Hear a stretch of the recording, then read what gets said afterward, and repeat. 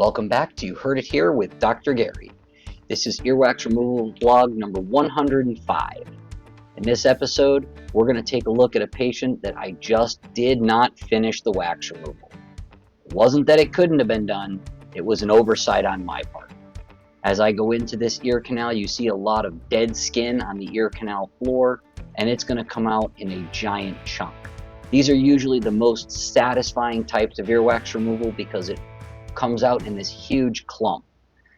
This is an amazing amount of wax, probably about the length of a quarter.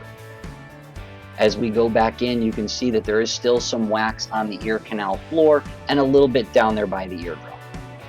Unfortunately, I did not irrigate this patient's ear. That wax was left in there. I'll have to do better next time. Thanks for watching. This has been You Heard It Here with Dr. Gary.